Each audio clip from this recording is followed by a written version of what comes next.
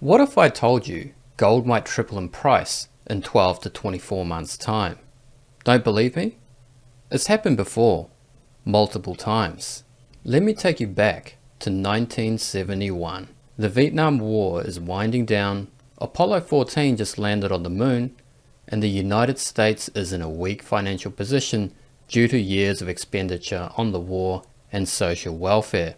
President Nixon is forced to suspend the Bretton Woods Agreement, eventually leading to a free-floating US dollar. Gold immediately began to rise. In October of 1973, a coalition of Arab nations led by Egypt and Syria attacked Israel to trigger the Yom Kippur War. A few weeks later, Arab oil producers led by Saudi Arabia launched an oil embargo against the West. As a result, oil soared from around $4 to over $11 within just 12 months. This led to crippling inflation in the West. The stock market declined and the US fell into recession for more than a year. Gold rose to over $180 by the end of 1974, more than triple what it was less than 2 years prior. Let's go over the key components of this first tripling. We have war involving Israel with an oil crisis as a side effect. We have high inflation as a result, which led to high interest rates. This was accompanied by a tripling in the gold price. This triad of events is what I call the Golden Trinity, a concoction of destabilizing factors that serves as a tailwind for gold price appreciation. But wait, there's more. In just a few years' time, pretty much the same set of events would lead to another Golden Trinity, also leading to a tripling in the gold price. This time we go to the late 70s. Gold bottoms out in 1976 and begins rising again. Jimmy Carter has just been elected president and begins his term in 1977. Treasury yields began to rise towards the end of that year and inflation started picking up a few months later in 1978. In the same year, Palestinian militants killed a dozen Israelis in what is known as the Coastal Road Massacre, leading to an Israeli invasion of Lebanon. But that wasn't all. In Iran, a revolution was taking place. The Shah of Iran, who was the reigning monarch at the time, was being undermined by the radical cleric Ayatollah Ruhollah Khomeini, who had popular backing. In November, 52 Americans were taken hostage by radical Iranian revolutionaries. In retaliation, President Carter banned all oil imports from Iran. Because Iran was one of the largest oil producers at the time, it sent seismic waves through the markets, causing the price of oil to double from $15 at the start of 1979 to nearly $40 by April 1980. This led to inflation peaking at nearly 14% in the US in the same period. These factors would tip the US into a severe double-dip recession in 1980 and 81. In the background, gold tripled in value from around $200 to under $700 in just 12 months. Let's go over the key components in the second crisis. We have war involving Israel, but also turmoil in Iran causing an oil crisis. We have high inflation as a result, which led to high interest rates. This led to yet another tripling in the gold price. Are you beginning to see a pattern here? And that brings us to the present day, October 2023. We now have yet another war involving Israel after Hamas terrorists from Gaza killed over 1,000 Israelis. Things look set to get a lot more serious as the Israeli Defense Force gets ready to mount a ground invasion of Gaza. There are also rumblings of war on Israel's northern border as the IDF and the Iranian-funded Hezbollah trade blows with long-range munitions. Furthermore, not only have talks between the Saudis and Iranians broken down, but Tehran is also spewing aggressive rhetoric against the Israelis. So that's one piece of the Golden Trinity. What about the other two, inflation and interest rates? Well, inflation started rising again in 2021. The Russian invasion of Ukraine a year later did stoke inflation, but it has since peaked and appears to be subsiding.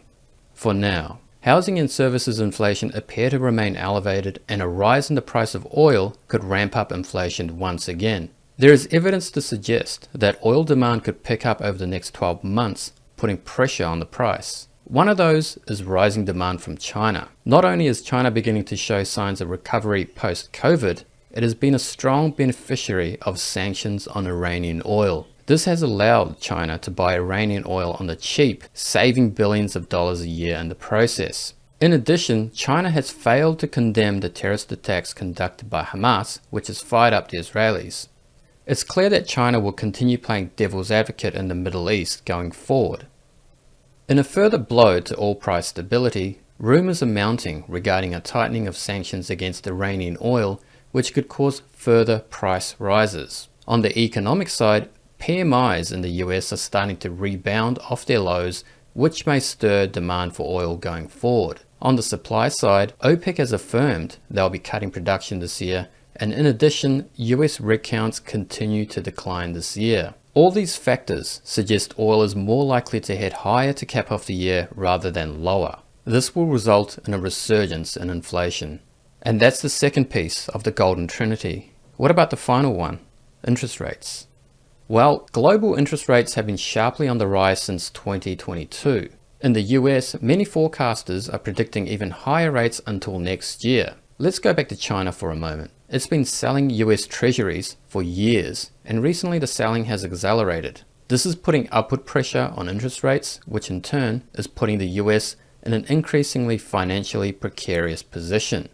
Indeed, the legendary hedge fund manager Paul Tudor Jones recently said in a CNBC appearance that the United States is in the worst fiscal position since World War II.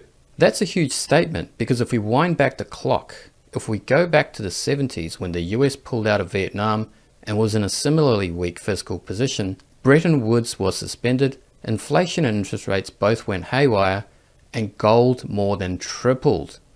I'm not saying we're going to have another Bretton Woods moment where the US dollar gets devalued. What I'm saying is that the means is not as important as the outcome, which is that gold is likely to surge in price when all of this is said and done. Paul Tudor Jones also said that higher interest rates will cause more selling of treasuries, which will raise the interest rate even higher, leading to what he calls fiscal retrenchment. This may very well lead to the S word, stagflation. The probability of stagflation happening is still low, but if the market starts to price this in, things will move very quickly. So there you have it, folks. We have all three pieces of the golden trinity lining up yet again. We have war, inflation, and high interest rates.